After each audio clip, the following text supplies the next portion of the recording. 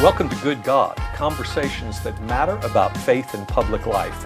I'm your host, George Mason, and I'm glad to welcome to our program Amanda Tyler. Amanda, good to have you. Great to be back. So Amanda Tyler is the Executive Director of the Baptist Joint Committee for Religious Liberty and the lead organizer for Christians Against Christian Nationalism. And I think that really leads us to say, you have a new book. I do. And it's titled How to End Christian Nationalism. And it is a step-by-step approach that has actually 8 steps to it. The Buddhists would say that's a good number. I didn't even think about that when I... There you go. Exactly. This is an interfaith Yes. organization. And in fact, I think it's important to say, perhaps too, that you are involved in an interfaith marriage and that you are not simply leading a Baptist organization, but you embody in your own life and experience what that is, what that reality is for the promotion of religious pluralism in this country. So your husband is Jewish, Yes. and you live here in Dallas and are a member of Royal Lane Baptist Church, and your husband Temple Emmanuel, right? So anyway, I was also taken, I didn't even realize this, your son's name is Micah. Well, his Jewish name. His Jewish name is Micah. So Okay. his name is Phelps, which is a family name. Right. But as part of the Jewish tradition, we did a naming ceremony for him. Right. And so his Jewish name is Micah. Okay, and the significance of that would be? Just the verse around which I've oriented my life, Micah 6:8, Right. and God's commandment to us to do justice, to love kindness or mercy, and to walk humbly with our God. And so when it came time, and that was a beautiful tradition that I was unfamiliar with from my Baptist upbringing, but when we had Phelps and knew that we had this moment, it was really no debate. That was the name I wanted, and fortunately my husband agreed. Yes. Well, and of course it's Christian scripture as well as Hebrew scripture, and it is a verse of scripture that I think gives a wonderful foundation to the work of public advocacy, of seeking the common good, that grows out of faith, but is for people of all faiths and no faith. Yeah, and I give just a little small exegesis of that text in my introduction and what it means to me. I love it because it is so elegantly simple and yet endlessly challenging. Right. I think sometimes we can complicate our theologies in ways that make them difficult to access even for ourselves. And this one is one we can really both memorize and take to heart and think about how it is daily applicable, Right. I think, to the lives that we're trying to live. Right. And you come to this having grown up Baptist in Austin, right? Yes. And having attended numerous Baptist churches in your life, but then also feeling a call to law. And so you are a lawyer, and yet you're finding yourself in this world of religious advocacy. So can you tell everyone, how did that come to pass? Yeah. How did all that connection happen between your own faith and your legal training? I just from an early age have seen these dual tracks in my life of religion being this incredibly central and component of my life, religious practice, as far as membership and involvement in a Baptist church was something that my family instilled in me and that we practiced from an early age. And then at the same time, at a very early age, feeling this calling to law, government, and politics in a way that I can look back on, and now that I have a young child myself, and see was really quite odd in some ways, that not all children have this preoccupation with law and politics in elementary school, and yet I did. And so I do, my sense of calling and is that, you know, what you are interested in as a young child and throughout your life, that is God's whisper to us about Nice. where we should orient our lives. And so that has been a consistent call to me, and what led me, even as a college student, to work with BJC, Baptist Joint Committee for Religious Liberty, the organization I now lead, just brought these interests of mine, religion and particularly Baptist Christianity, alongside alongside politics, government, and law. And I thought then, this is really where all of my interests, all of my gifts, all of my callings come together. I didn't know at the time that I would one day come back to the organization to lead it, and yet that is how my life has led me. And for the past now almost 8 years, leading this organization, and leading it at a time when we've seen this rising tide of Christian nationalism. So I want to say a few words. I want us to get into the book now about this. But I think when you and I are talking about promoting religious liberty, and you're working for the Baptist Joint Committee for Religious Liberty, I think there are a lot of people out there who are like, wait, you keep saying Baptist promoting religious liberty. It doesn't sound right to them, because that's not the experience they have with Baptists. Many people have more of an experience with Baptists that are promoting Christian nationalism than fighting it. Yeah.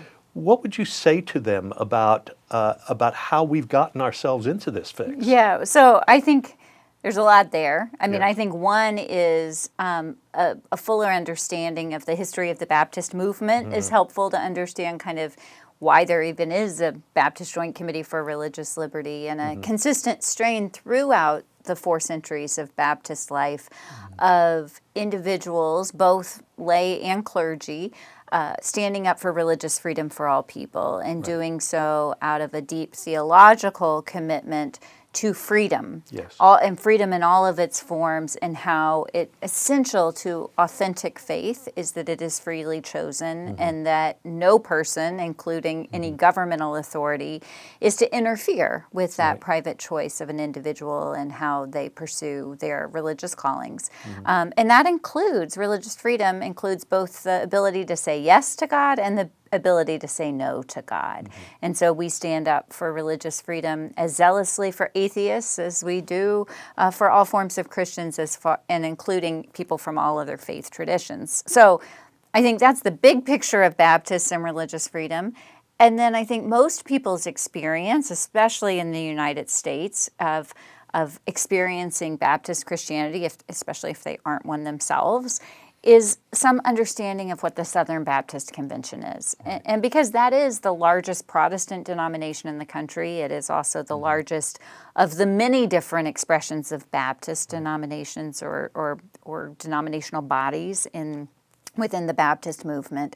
And that particular denomination, I believe, over the last several decades, has sacrificed its commitment to religious freedom for all people, its commitment to the separation of church and state, in favor of political power that has been gained in many ways through an embrace of this ideology and this movement of Christian nationalism, which looks much more like Christian privilege, Christian supremacy, and a pursuit of power, and not a fulsome religious freedom for all people that keeps the government out of the business of religion. Well, I think you've already moved us into some definition of Christian nationalism. And step 1 in your book is define Christian nationalism and really learn what it means. And I think I want you to unpack that a little more and help us define it, because what we are hearing, I think, from a lot of people, some of them politicians, is that they want to say that this is a new terminology and that it doesn't really apply, or it's just being used pejoratively to discriminate against Christians becoming involved in public life.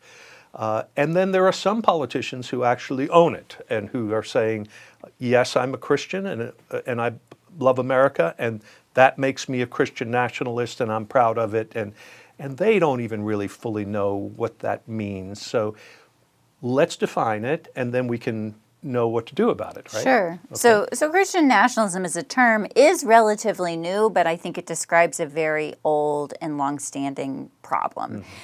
So the definition I use in the book and have consistently used over the last several years is Christian nationalism is a political ideology and a cultural framework that tries to merge American and Christian identities. It's part of a larger phenomenon called religious nationalism, which is just a merger of religious and national identities.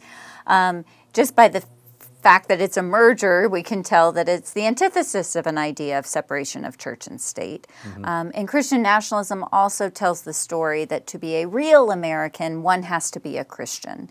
And in that way undercuts the foundational constitutional promise that one's belonging in American culture and society should never depend on what one believes or how one identifies religiously, or even if one is religious or not. But Christian nationalism tells a different story. It says to really belong here, you have to be part of this Christian majority. And recently, that what qualifies as Christian is an increasingly narrow band that really is one that accords with a fundamentalist reading of biblical text that's often in line with conservative political priorities. Now, Amanda, you and I know that while the founding of this country in constitutional America made a deliberate choice about not being a Christian nation, many people like to go back to the colonial period and the period which we decided to leave, which was, in a sense, devoted to a kind of Christian nationalism, right?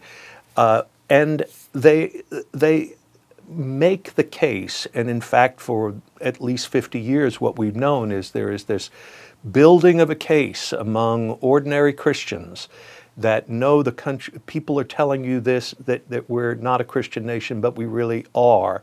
So this notion of the myth of the Christian nation is a lot of what is underlying this growth of Christian nationalism.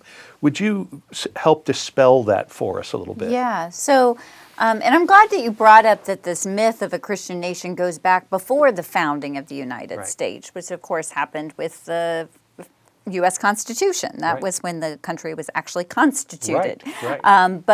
But for centuries before, this myth of a Christian nation kind of takes the origin of the American people back to the Pilgrims, right? We're coming up on our annual celebration of Thanksgiving, and the mythology just keeps on coming about that really sacralizes that kind of founding. And you know, some of that language that goes with that is this idea of America as a city on a hill, a New Jerusalem, an idea that this was a chosen land, and that God's providential hand is guiding these early settlers and then eventually the founding fathers through history, that God loves America best. And we hear echoes of that even in American civil religion now, like God bless America, in ways, in God we trust, this idea that we are God's people in America, and America is God's country. Deep theological problems here, you know, that really undercuts the idea that we, you know, memorize as children from John's Gospel, that for God so loved the world, right? It doesn't say for God so loved the United States. But the myth of America as a Christian nation does tell that story. And it cherry picks the history, quotes from the founding fathers. It overemphasizes the religious biographies of a lot of these early settlers, claims that this was founded really exclusively or predominantly as for religious freedom, but it ignores the more complicated and tragic history, the fact that Massachusetts Bay Colony itself became a Christian nationalist colony, where enforced one established religion, banished people, including people like Roger Williams, who were victims of religious persecution for being out of line with the ruling class there. It ignores the implications for religious freedom, not to mention the implications in religious freedom for the native populations or for the enslaved populations. You know, this myth of America as a Christian nation totally ignores the fact that other people practiced other religions. Something that I've learned through my research for this book and in other talks is that up to a third of the enslaved population actually practiced Islam. Yes. Right, and we don't even recognize that when we talk about who belongs and who's counted in this myth of America as a Christian nation. So the myth also is, of course, directly contradicted by the founding document itself, the U.S. Constitution. But most lay people, they don't have a degree in history or religious history, and they feel that during their lifetime, perhaps, things have changed. And I think some of the MAGA movement is really reinforcing that or airing that sense of anxiety or grievance. And so, we refer to things like In God We Trust, and there was a time when maybe culturally we were more comfortable with religion in public gatherings and things of that nature, and now it feels like that's being censored to them and things of that nature. So there's kind of this reaction and this resurgence to kind of come back and reinsert religion as being foundational to our moral life as a republic, that sort of thing. What's the rejoinder to that? What's the challenge that we would levy to this anxiety that is cultural and political right now? Yeah, I think it's an excellent point. I think one is those kind of halcyon days, the days that are really idealized in many ways, from like the 1950s, for instance, which, let's just say from the outset, were not ideal for many people in this country, particularly with Jim Crow segregation, violence, the denial of rights for so many people, anti-immigrant bias, anti-woman bias. So many people were actually really left out of full inclusion of our society during that time. But that was also a period of high tide of Christian nationalism. Yes. Some of those... But this is an important point. Yeah, some of those things, like that's when In God We Trust became our national motto. Anti-communism. It was about fear over the height of the Cold War. That's when Under God was added to the Pledge of Allegiance. These were not founding era institutions. These are relatively modern institutions. So it was a creation at the time to try to merge American and Christian identities. And part of that did include this pretty widespread church attendance. Yes. Now, we could have an interesting conversation about how free that was. Was that something that one felt one needed to do in order to prove one's Americanness, to prove one's good standing in society in the context of a regime that was calling out certain people as un-American? Yes. How faithful was that time really in people's hearts? I think that could be an interesting conversation. But I think if we are trying to extrapolate from that one period of an American history, what all of the past of American history has been, that is not an accurate way to think about it. But we also need to think, I think, of the society that we have now and the rich pluralism and religious diversity that has been made possible in this country in ways that have been, thankfully, to this point, largely peaceful because of legal protections for religious freedom for all people. That yes, we have a Christian majority, but that doesn't mean that we exclude people from other faiths from full inclusion in our society, or that we should, I should say. And in fact, Faith Commons as an organization, one of our reasons for being is to say that while we, as a nation, are legally committed to a kind of robust pluralism, the on-the-ground reality has never really been that. Exactly. And so amplifying the voices of other religions so that they are not minoritized or marginalized, but they have a full say in what it means to be American and how we do this project together is part of the goal. And I guess that leads me back to the book again, because the book is about how to end Christian nationalism. And we'll talk about the steps to doing that you outlined too, but I think it's important to say that the ending of Christian nationalism is not the end of religious interest in this country or religious participation, right? I think when people hear us talking about fighting Christian nationalism, they often think, oh, you just want to drive religion out of public life.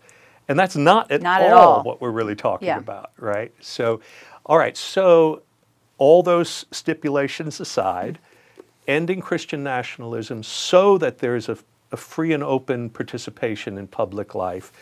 I'm going to read the chapter titles. Okay. Okay? Because I think everyone needs to hear where's this book going, right? So, chapter 1, name and understand the threat of Christian nationalism. We've been doing that. Step 2, ground yourself in God's love. 3, denounce violence.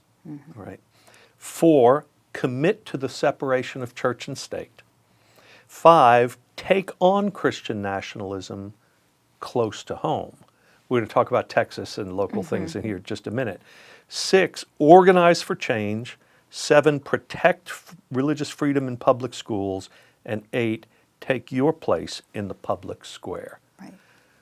So when we walk through this book, there is a sense of progression to it that gets more and more local, more and more about what you can do yourself in being involved. So let's talk about things close to home. What would be some examples of that? And we're here in Texas, we might as well use Texas as an example of that. What would you point out are some of the challenges that if people say, I agree with you, how do I get involved? What should we do? Yeah, well, I mean, when I say take it on close to home, I mean in our local place, but also really close to home, like maybe in your home. Maybe you have someone that is in your family or your extended family who is embracing some of these ideas. And I think key to all of this is I talk about throughout the book and whenever I speak on this about Christian nationalism as a political ideology and a cultural framework, not as a label to throw at someone, right? And that's because we all have continuing opportunities to either embrace or reject Christian nationalism every day. And we can all be complicit in accommodating it if we're not taking an active role to resist and reject it. And so I want us to not be into line drawing about this is a problem just out there. And so where is it? That's why the first chapters are really about examining where might it be in here? Where might we have absorbed? And in writing it, I even show some of my own evolution on the thinking of the topic while writing the book. You know, because by being in conversation with people from other perspectives, other racial groups, other religions, it changed the way I think about it because sometimes from my own privileged position, it's really hard to see the problem completely clearly. So once we do that, you know, in our families, in our friend groups, in our religious institutions themselves, where have we, through centuries of Christian nationalism being mixed in with our own practice of Christianity, where has it come into our own worship practices? I love the part where you got the new hymnal when you joined the church. and right there in the Christian hymnal is the section of patriotic hymns, right? Right. Yeah. And then there's, you know, how many flags exist in Christian sanctuaries, you know, so... Yeah. It's the kind of thing that once we start looking for it, we'll notice it. But it's been hiding in plain sight for all this time. And I think it's important for us to at least start to see it more clearly ourselves and being able to name it. But then there are so many opportunities for engagement in all of our local communities. But here in Texas, we're really seeing an all-out push from the movement of Christian nationalism to use the levers of power to advance that particular agenda in a number of different public policy areas, but particularly when it comes to the public schools. And that's why I decided in the book, out of all the different policy areas I could have talked about, to concentrate on what we see happening with public schools. I think Texas is a good example, because there's a disconnect between how extreme the policies are that we see coming out of state government and where people really are on the ground. Yes. So there's actually been quite a bit of research and public polling around how prevalent of an ideology is Christian nationalism. The national average is about 30% of Americans are accommodating or embracing it, 70% are resisting or rejecting nationwide. Mm-hmm. Texas is above the national average, but not that much above the national average, 37%. That means a strong majority of Texans, 63%. That means those are Democrats, those are Republicans, those are people who are, not just liberals, but conservatives too, don't want this. And yet our elected officials are behaving as if it's a 90% mandate. Exactly. That points to how anti-democratic I think this movement really is. It doesn't reflect the majority of Americans or the majority of Texans, but because of a concerted and well-funded effort, those who are pushing a Christian nationalist agenda have essentially taken over the state legislature here. Right. And so they have been pushing very extreme policies that are out of step with what most Texans want. So just an example, in 2023, Texas became the first state to pass a school chaplain law that encourages the hiring or accepting as volunteers school chaplains in public schools without any restriction on what the chaplains could say or do with the children, so they could work to proselytize kids in public schools. That law passed from this very conservative legislature, but when it went to implementing it on the ground in school districts across the state, the vast majority of school districts decided not to expand with the school chaplain program. Right. And that was due to effective advocacy from people of all faiths and none, including a number of Christians, including a number of Christian chaplains who work in other contexts, who explained how divisive this would be and how harmful this would be to people's religious freedom rights. And so I think that shows that, it takes effort. It takes organizing, it takes educating ourselves about the issues, but that we have place in the public square to bring our faith to bear, not just for ourselves, but for all of our neighbors, and that there are opportunities to resistance to this authoritarian theocracy that's being pushed. And you've just mentioned advocacy work, but you also distinguish in the book between organizing work and advocacy work. And I think it's an important distinction. That is not an either or, both and there's, each of them is involved in the other in a sense.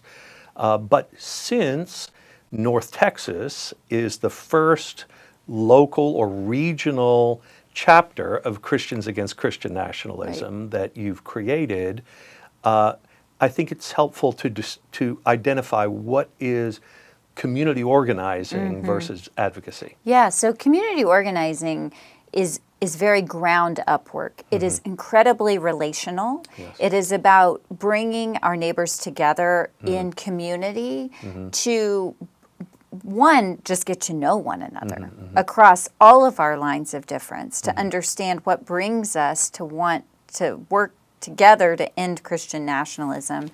But even more importantly, what are we building for? Where are the areas that we can make our community more equitable? We can make it more just for everyone who lives in our community. How do we identify what changes are needed in our local community to build the kind of life that we want for everyone here? That relational discernment and then action work is incredibly hard work. Time consuming, long haul work. Right. I'm talking about decades of work. Thousands of conversations, Yes. small group meetings, coffee, and yes. Yeah, and it's a lot of this organizing is 2 steps forward, 1 step back, especially if we're really doing it in an equitable way that doesn't just continue to perpetuate white supremacy in the Yes, process. right. How do we really work with our neighbors from all different faiths, ethnicities, and racial groups? How do we work together Yes. in ways where the white people aren't always the ones leading and pushing? Right. And I think that is the hard work that I really want to encourage people to get engaged with. And at the same time, we have to respond to these urgent, policies that are being pushed on us by the state legislature or by school boards or city councils. Right. And so that's more the mobilizing and advocacy work. And so it is a both and. But I was just, and we're talking before the election, I was listening to a podcast that had some conversations with voters in Philadelphia, and they were talking in that conversation about, we're going to vote in this election for a national election, but we're really thinking about what do we need in our community? How are we really meeting the needs of our neighbors? And so they were both organizing and mobilizing at the same time. Good. And I that resonated with me of the kind of work that we're really wanting to do on the ground here in North Texas. So as we close our conversation, and I could go on and on with you about all of this, and again, I want to recommend How to End Christian Nationalism. You can find it all the places you Wherever find you your buy your books. books. Thank you for writing the book, but you mentioned that we are talking before the election. This will air after it, so we don't know what's going to happen. No. When you are listening to this, understand that we are recording this on Halloween.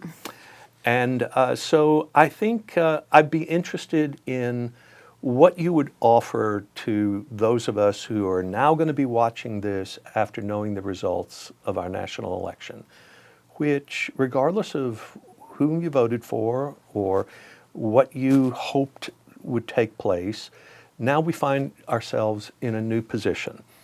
What would your encouragement be to people who are either elated or discouraged by the outcome of this election? Yeah. Well, I think that, one, I hope that you voted. Right? Because that is the most important civic, patriotic duty I think we have in this moment. It is the foundation of our democracy. I hope you help someone else to vote in this election, because that is also a civic duty. I've been traveling around talking about the book, and some people are asking, are we on the precipice of authoritarianism? Like, where are we going? And I often say, look, in some places in this country, we're already far down that road. Yeah. But we will only live in an authoritarian regime now, given our Constitution, given all of the structure that still is in place in our country, if we act like we're in an authoritarian regime. Okay.